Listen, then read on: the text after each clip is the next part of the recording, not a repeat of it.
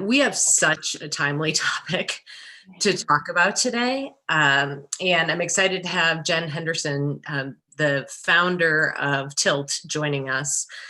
Jen, I'm going to let you introduce yourself. I never do folks justice. And I'm excited to jump in because there's just data that came out and continues to come out about the impact of COVID on women in the workplace that could put us decades behind. And having your insights and expertise around not just parental leave and maternity leave, but the whole overarching experience of women in the workplace right now is going to be invaluable. Yeah, it is definitely an interesting time. Thank you so much, Mo. Oh my gosh, I love chatting with you. I could talk to you every day. So intro, is that helpful? Yep. Who I am, what we do? Jen Henrickson, founder and CEO of Tilt. We are revolutionizing leave in the workplace. We really perceive the current state of leave management, leave administration as very archaic, really cold and transactional. Check a box and kind of click a button, move on. So our approach at Tilt is to bring the human back to leave. We partner with amazing progressive organizations that get that and really want to do right by their employees that are taking a COVID-19 leave, a parental leave, a caregiver leave. We have a SaaS solution, a technology that really gives the guardrails of a leave, who should do what and when, and breaks down really heavy, legally confusing and cumbersome processes, and makes it easy to understand, digestible and approachable, and then clarifies people's roles. So what should an employee do? What should a manager do? What's HR's role? And that's what we're up to at Tilt. Which is so amazing. I'm going to tell a personal story just for a second here. I quit a job that I loved, a company that I loved. I had best friends at work, all of the data, right, that said that I should have stayed because my maternity leave was mismanaged. Yeah. And I know that, right, I didn't see a path forward. I didn't see how it was going to work. Nobody was talking to me about things. It was literally, right, like, fill out this paperwork. Yeah. And then we'll see you, be ready back at your desk. There was like literally, and I have this tiny human being and all the things. And so I quit. Yeah. And what a loss. I loved that company. I was I was working my way up the food chain, and we can do better. Yes. And that's what I love about what y'all are doing, because why do we continue to be surprised that people need leave from work? Let's stop being surprised and let's start being proactive. So let's jump in and just talk about the landscape first, sort of what's happening right now. Ooh, man, how much time do you have? It's a much different answer today than it was last time we spoke. Yeah. So the landscape right now is multifaceted. One, we're partnering with HR generalists who are managing leaves in states they've never done business in before. And that's really problematic. And here's why. You have California-based companies that right now have employees dispersed around the US, some around the world, during this time that they know they don't need to be back in the office until Q3 of next year at the very earliest, kind of you name it. So when these employees are moving to states, and there's 8 states in the union that has passed paid leave legislation, they're having to comply with that paid leave process. And of course, each one of those 8 states is different. So managing a paid leave in California, very, very different than Washington, than New York. So HR generalists are just flailing because that's not in their wheelhouse. They don't have experience there. So that's one of the current states that we're happily able to really help solve, because we live, breathe, and work leave every day, and we know that. I had not thought about the impact on work from home just from the policy and legislation piece. Yeah. Which I'm sure is how you're saying these HR journalists are flailing because they had neither. Yeah, it's a nightmare. It's a nightmare. And the risks of getting it wrong are very high, but compliance and financially, they can really get companies in a bad spot. The other current state in the space of leave that we're coming up against is back in March, when COVID-19 in the US really hit kind of overdrive. There was a legislation passed called FFCRA, the Families First Coronavirus Act. And that overnight made companies under 500 employee count have to offer leave, paid leave, very much like FMLA. for employees who are dealing with COVID-19, caretaking for COVID-19, childcare that essentially evaporated overnight. And that again came overnight, HR generalists having to say, what, how am I supposed to do this? And who qualifies and what are the nuances? And the legislation was literally being written kind of in the moment. And so that's another, and that's currently still in effect. It's planned to sunset the end of the year. Our COO is a labor and employment attorney, and she doesn't think it'll necessarily get passed to extend into next year, but it's very much still alive right now. Here's the rub with FFCRA. It is incredibly fear-inducing for an employee who, and I'll use myself, I have 2 kiddos, one in school, one in daycare, virtual school, daycare evaporated. I can't rely on my extended family because they're elderly. And for someone in my space to ask to take an FFCRA leave with a company potentially that could be going through layoffs, or potentially they don't trust their manager, or kind of you name it, I'm not going to stick my hand up and say, hey, I want this leave. Right. So it's a problem for sure, for sure. And why I'm sure some of the data that you started off the call with, women are falling out of the workforce in droves. It's absolutely terrifying. It is chilling, the numbers. Yeah. So what's already happened, right? And the impact and how many women have already left. Yep. Men are being promoted at 3 times the rate, right? Yep. So we already had a gap. And now the latest research yesterday that just came out from McKinsey, 1 in 4 women is considering leaving, right? Because we still bear most of the burden. And of course, it's even more skewed when we talk about women of color, right? Yes. And women with disabilities and women, right? So layer intersectionality on that. So what this is set up to be a perfect storm of both diversity and inclusion, and equity, disaster. So let's talk about what companies can do. How can we help employees navigate this, and how can we help leaders navigate through this? Yeah. Well, there's a lot of, and I really like to move to that progressive, optimistic view, because there are a lot of great silver linings coming out of COVID. And I don't like to sit and let's describe the water we're drowning in, like, what can we do, to your point exactly. Yep. One of the silver linings that really has come to light with regards to COVID is caregiving has come out of the closet and it's not going back in, right? We have kids on Zoom calls, we have elderly parents in our homes, and it's the ultimate equalizer. Oh my God. We have a life outside of work. Who knew? So here's an again, a little anecdote. There's a woman that I know that she's a senior leader in a tech company. And for years, she did not let anybody know that she even had children. She didn't have photos at work. She didn't tell the stories because she was so worried about what it would do to her leadership potential, right? And the the maternal bias that is so real.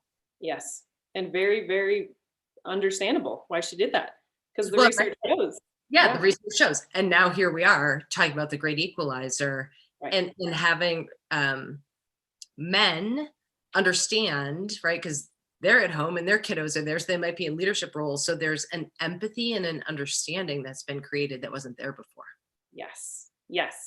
So if we flip the script on this exodus, and it's interesting, we're seeing a lot of the same trends that we saw pre-COVID-19 from an employer standpoint show up again. And one most poignant, I would say, is short-timers disease.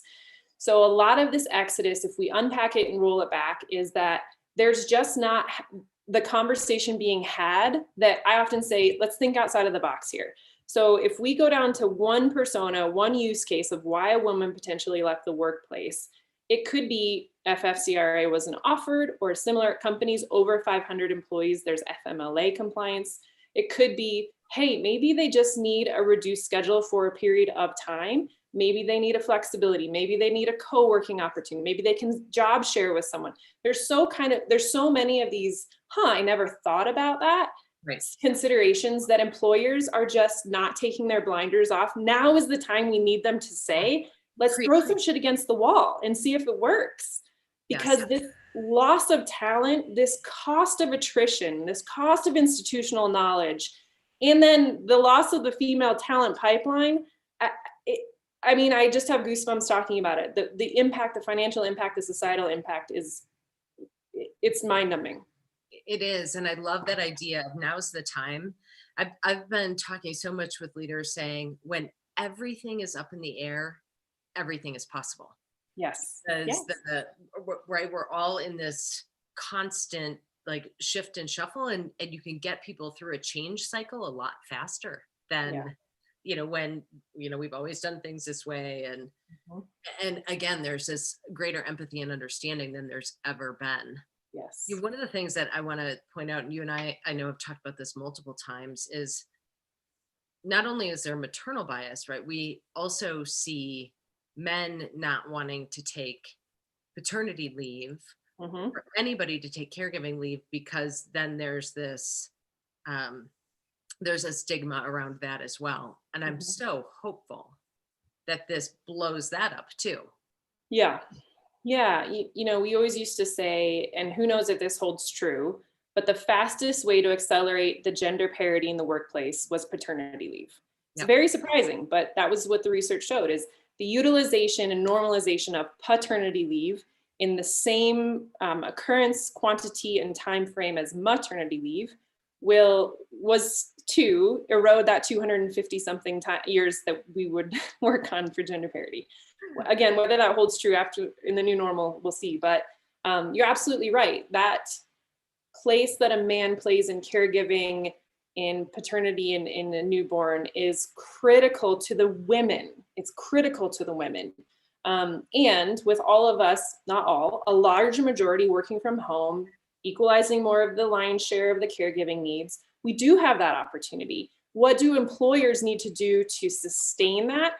Well, it goes back to some of the fundamentals, right? Role modeling, Yep. certainly at a senior level, talking about it, sharing what Yes. leaders are doing. So let's even just talk about role modeling. And I know that there's a company, I wish I could remember the name, where both of the founders went out on paternity leave at the same time. Mhm, Right? That's great mhm. role modeling. Yeah, yeah.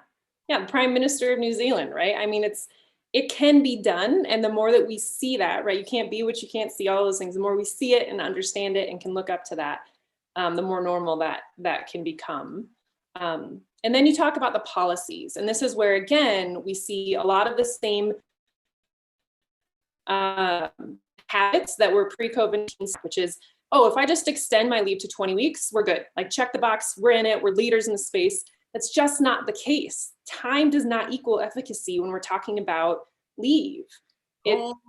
Hold, say that again, girlfriend. The time of a leave does not equal the efficacy. It's critical that employers understand this. Yes. It's such a situational life event. It is such a nuanced experience. It is not a peanut butter spread. It is not a one size fits all. We have parents that we're working with who want to be out for 8 weeks. That is their choice. That is their motivation. That should be their ability to do that. And they shouldn't be shamed for that. And that's their walk. Then we have others where they want 6 months and they're okay taking no pay for 4 of that month, whatever that might be. So the situational leadership of leave is where the efficacy shows up. There we go. And that's where fundamentally we believe, and what we're doing is give guardrails, right? You can drive your car between this side and this side, but we're humans and we're all different.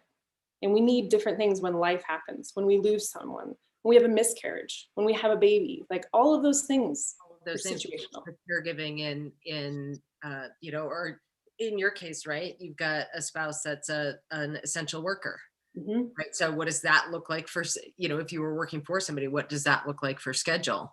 Right. When I look at my own situation and I left that company, I didn't leave the workforce. I went to an organization that I could have flex time, they didn't care if I was sitting in a chair somewhere. It was all about my deliverables, right? So one organization lost me because they didn't see the human factor. And another got me because, so I think that's it, is also thinking about this as fingerprints. Yes. Or if I'm using your guardrails example, you have some people that might need a motorcycle, and you have some that, might need the big old, mobile home that they're driving down the road that, who knows what that looks like. But so now let's talk about, so much of this happened so fast. So I want to sort of talk about the COVID reality, and then post COVID and what work might look like. When should these conversations start? How does the planning start? What's the role of an employee, and what's the role of a leader? And what's the role of HR? Because I think that those are sort of the key players. Yes, the three-legged stool. Absolutely, those are the key players. And most often managers are left out of that conversation entirely, which is so completely wrong. It's just so wrong. They're too critical. So the role, and it's a great question. The short answer is as soon as physically possible. So ensuring that employees have the ability to understand and ingest information from their company anonymously and intelligently. Like, you've got to be able to understand your company policies. We pull in company handbooks every single day, and it blows me away how these handbooks are so heavy-handed and legalese heavy. And I mean, it's Greek. It's totally Greek. So if I'm an employee, it's my first time ever exploring a leave, and I'm going to read that policy, forget it. Like, I have no idea what that means. So that's first and foremost, because employees are very hesitant to raise their hand and say, can somebody tell me what this means? Because then they've got a scarlet letter, right? Oh, they're going to leave. They're going to go have a baby, whatever. And then you have the role clarity when a leave is actually disclosed, or the need for a leave, or a qualifying event. And I've learned so much from my attorney COO. There's an onus on the employer. If there's any sort of a conversation, be it casual or official, that waves a flag that somebody may have a leave qualifying event, there's a ticking timeline that the employer actually has to give that employee documented opportunity to apply for that leave. So there's a whole legal landscape of kind of minefield that I quite honestly feel very bad for our HR generalists, because they have to be, an inch deep and a mile wide in so much. And this one has such big implications to get done wrong that totally biased, but I don't think they should absolutely outsource this. And then you have the employee and the manager. So role clarity, 99.9% of the time, completely void of these conversations, and critical. Employee needs to understand, how will my role get done while I'm out? Who needs what and when? How can I best support my team, my peers? We call those the ripple effects, very often left out of the conversation. And how do I want to come back in, right? So your example is so poignant and so telling in regards to check a box, go have a baby, for instance, come back and do the job exactly the same way as you did it before. It's batshit crazy. You can't do that. You can't do that. No. So, or it can be done, but my God, why do it that horrible? Like, the attrition part of it, all of it. And then this can be so much better. So much better. And the more pre-planning, the more the communication, same school of thought for the manager, right? What are the ripple effects? What needs to be done ahead of time for the job to get done while the employee's out on leave? How do we want to anticipate them coming back today? Where do we build in the checkpoints to say what needs to change and how? And keeping those lines of communication open, because truly building a plane blindfolded, you don't know. You don't know if it's going to be a C-section. You don't know if it's going to be a preterm. You don't know there's so many things that you've got to build in the flexibility to say, we got you. Whatever happens, we're here. We'll figure it out together. Instead, it's so black and white, and you'll be back at 3 months and you're going to have 6 weeks. It's gross. It's gross. Well, I mean, such a gap. To me, it's always, again, I'm like, why are we surprised by this? Why are we surprised? We're not going to stop having babies. We're not going to stop needing medical leave. We're not going to stop any of it. It's so painful to find somebody new. Yes. Get them up to speed, get them to be a really good, strong member of your team, instead of, we're just going to see somebody through this. And actually, maybe that person, right? Maybe they're the 8-week person. Maybe they're the 6-month person. Maybe they're the never going to come back in the same capacity, want it to be but that could actually be better. That we think about it as somehow it's a negative versus, I talked to some women at Moss Adams. They've had a flexible leave policy for a long time. And they, I talked to women and they were like, I have to navigate with my partner. I have to navigate with my team, with my clients, with HR, with my leader. It's a lot and I'll die at my desk here because they saw me through this and it hasn't stopped my leadership track either. Yes. Yes. Yes. Oh my gosh. I wish everybody could hear what you just said, because there is what you just described has been proven by researchers. There is a 10x amplification on what a company does to an employee, good, bad, or indifferent, during a life event like that. 10x. It's crazy. But if you use the positive side of that coin, 10x. Oh my God, 10x. And I'll never forget at the beginning and the inception of this crazy world of Tilt, this ride that we're on. I remember a statistic that's burned in my brain. Less than 4% of women will go back to an employer they worked at previous to exiting the workforce because of having a child. So you have a mom who's had a baby and has decided, I really do want to stay home. I want to be a stay-at-home mom. That's my choice. Awesome. Hardest job in the world. More power to you.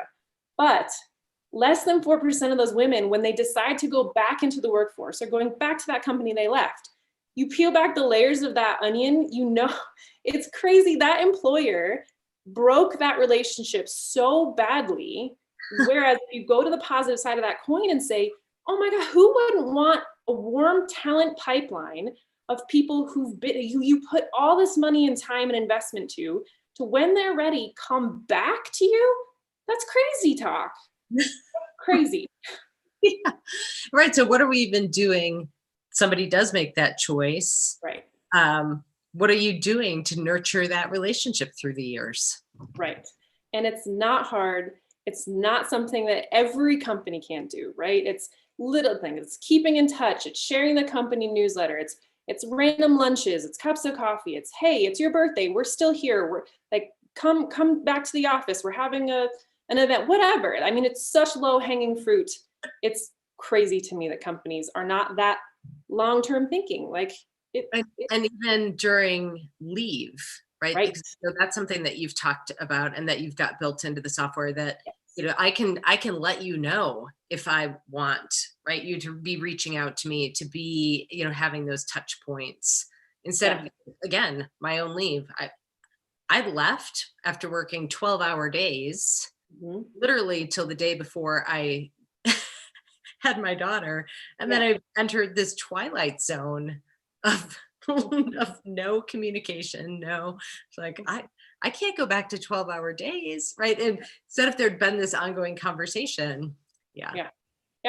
So tell us, we've got just a couple minutes. Tell us a little bit about Tilt. And y'all, you are looking at a female founder who has raised money. So whoop, whoop to you, Jen, right? Like you're this, you have to be 3 times as good to have gotten the money. So I know that what you're up to at Tilt is fantastic. So just share a little bit and then how folks can reach out to you, because you just have such a great resource. Thank you. Yeah. Yes. We just closed a round in a pandemic, which we feel really good about, and has opened up a lot of doors for where we want to continue to build Tilt. So we're just growing like crazy, Mo. I got to tell you, we are in this beautiful place where our current clients are referring. And in the world of HR tech, that's gold, because HR buyers are inundated with solutions, as you know, as well as I do. So that referral within our network, for me as a founder, is one of the most affirming things that I can see happening. It's working, it's making an impact, it's making people's lives easier. And ultimately for our employees, we've had 100% retention of every single person that's gone through Tilt. Like, come on, it's amazing. Right. Yeah. The ROI of that on so many levels is phenomenal. And think about the impact in the world and in communities and in families, right? Not just like, I think sometimes we turn the lens to the organizational only, and like think about all these families that you've seen through these leaves that are staying employed and productive and, happy at home. Yeah, fantastic. Thank you. Yeah, yeah. And we are truly, I used to say eating our own dog food, but somebody gave me a much better way to say that. We're drinking our own champagne. We have Ah, two of our key employees are, one just had a baby, the other's due in December. So we're in this really cool experience as well, where we're going through Tilt as a team. I'm going through Tilt as a leader, and we're able to see firsthand a small team. We're not a Fortune 500 company yet, how it can still work, right? So this is just a beautiful synergy, and my team takes obviously what we're doing so literally. They're such giving people to go ahead and expand their families. But it's a really awesome use case. It's a great testimonial. It's a great case study to be able to say, you know what, we don't have billions of dollars in the bank, and we can still let our people take a leave on their own terms, in their own way. And I just want to double click on something you said a few steps back, which was one of my key players. She's a VP of sales on leave right now, is very clear in her on leave communication plan. These are the 3 things she wanted to stay up to date on. Every week I update her on those 3 things, and she's so appreciative. She's got 4-week-old baby in her hand. She knows what she wanted to know on these top critical items, and everything else is off her plate. But that's what she wanted. That's what she wanted. So I love it. I love that it fits for her. It fits for us. She's doing great. Yeah. So how people can get in touch with us, rtilt.com, Jen at rtilt. Love to share what we're doing to yeah, anyone that's interested. everyone. I love, Jen, you post a lot of great stuff on LinkedIn, a lot of resources, a lot of articles. So if you're not connected to Jen, get connected. Yeah. And all right, we're wrapping up. I want you to throw us one last truth bomb. My daughter is 3, and I have 15 years to fix this, so she never experiences what you or I experienced as a woman in the workplace. So I've got my clock. I know what time I've got, and yeah, we're gonna make it happen. Awesome, awesome, awesome. Thank you, y'all. We can do this better. Jen and her team have so many resources and solutions. I hope you reach out to her. Let's do better. Let's do better and see people through these life events and everything that does from an equity standpoint and from an inclusion standpoint is well worth it. So everybody get out there, do the next right thing, and I will see you next week.